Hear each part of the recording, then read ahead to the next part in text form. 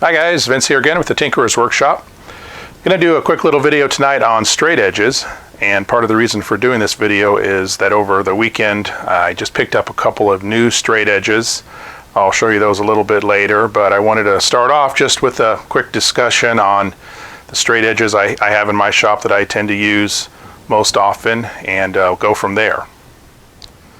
Alright, this is the first example of a straight edge that many of you probably have in your shop. You can find these at just about any home center, Home Depot or Lowe's, places like that. This is a 48-inch straight edge, and essentially it's just an aluminum extrusion with numbers printed along the edges. And this type of a straight edge is great for drawing layout lines on full sheets of plywood or sheets of drywall. You can get them, like I said, 48 inches or even longer lengths, and they're fairly inexpensive. So just for rough layout stuff, it's great. However, because it's an extrusion, the edges aren't machined for precision. So the accuracy of this, it's fine for, like I said, plywood and drywall, but it's probably not a straight edge you'd want to use for any kind of really precise machine tool setup. But they still come in handy, and it's a good one to have in the shop. So if you need something that's more accurate than the aluminum straight edge, something that's down in the thousandths of an inch as far as accuracy, you really have to step up to more of a machinist grade straight edge. And if you don't want to invest the money in a special purpose straight edge, one thing you can do is just use the rule from your combination square. If you have a good quality combo square like a Starrett or a Lufkin, the rule in those is very accurate. The edges are ground, so they're parallel and quite straight. This is an 18-inch rule from a combination square I have, and I'll use this quite frequently for setting up joiner tables, just checking to make sure that they're level, or setting up the wings on my table saw so that they're flush and level with the main table. The rules from the combination squares are thicker than just your standard woodworking rule, so that's nice because they'll stand up usually. Makes it a little bit easier when you're doing some setup. So like I said, in a pinch, just grab the rule from your combo square, and that makes a handy straight edge. Alright, these next three straight edges are all sold specifically as straight edges, and what that means is they have no graduations or numbers along the edges because their sole purpose is for checking edges for straightness and determining how straight a surface is. So these are all carefully ground on the edges and the ends, and they're held within specific tolerances, usually 1 to 2 thousandths straightness per foot. So as they get longer, it obviously is a little bit harder to maintain that tolerance, so the price goes up exponentially as you get to longer and longer straight edges. This one here is 20 inches long. It's a Brown and Sharp. It's an older one, but it's in really nice shape. So that's nice for setting up joiner tables, again, like I mentioned before. Handy length to have. I've got one a little longer. This is a 24-inch Bridge City, a little bit narrower, and again it's ground on the edges so that it's very accurate.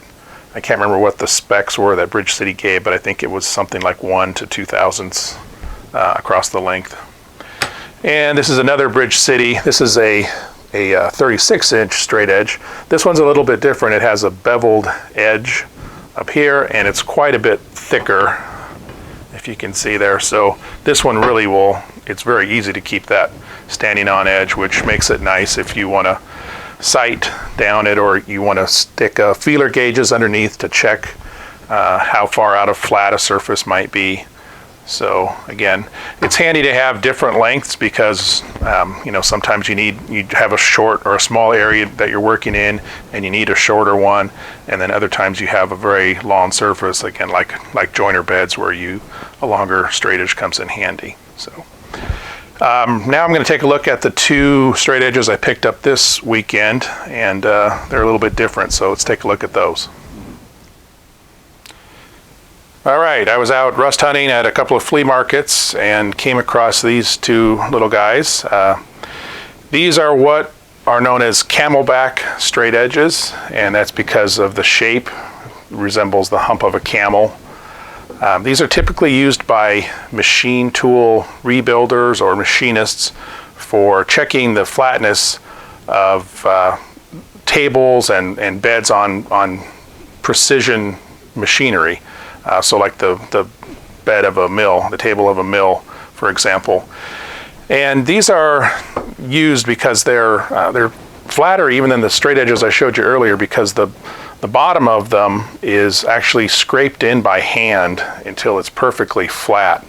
And the way I understand it is you take like a granite surface plate and you'd put a bluing dye on there, and then you'd rub this straight edge over the dye, and the dye would transfer to the high spots on the surface, and then you come in with a little scraper tool, a hand scraper tool or an electric one, and you'd scrape away all the spots that are blue, and then you take it back to the surface plate, rub it over that dye again, and you keep doing that till you work down the high spots and get it all even across the entire surface.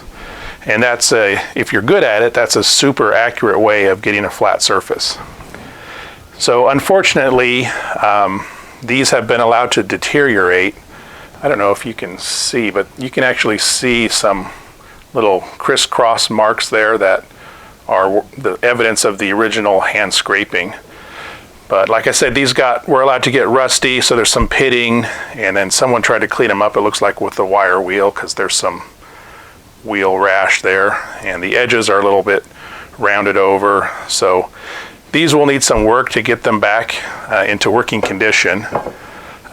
Keith Rucker is another YouTuber. He has 2 or 3 excellent videos on reconditioning and scraping in a straight edge like this. So it's something I wanted to try, and when I came across these, I thought, wow, that would be a great little project to try it out on. I've never done any scraping, hand scraping, so something I've always wanted to give a try. So these are both 20 inches, I believe, just under 20 inches.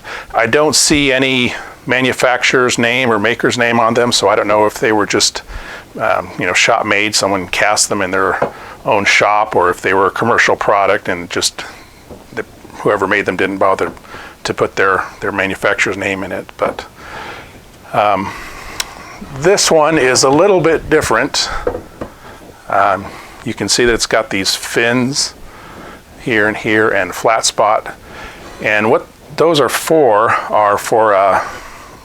you fit wood handles on these, so that when you're using it, these are so accurate that the heat from your hands, if you're touching it, moving it around, can throw off the accuracy of the flatness, because that heat transfers and causes the metal to expand. So you would fit wood handles at each end, and then you could grab onto those wood handles if you need to move it around the surface of the machine you're checking, and you don't have to worry about heat being transferred to the straight edge itself. So like I said, just wanted to share these. Thought they were kind of cool, kind of neat to see. So at some point I want to try scraping them in, and when I do that, I'll most likely make a video of that as well. So thanks for watching, and I hope you found this interesting.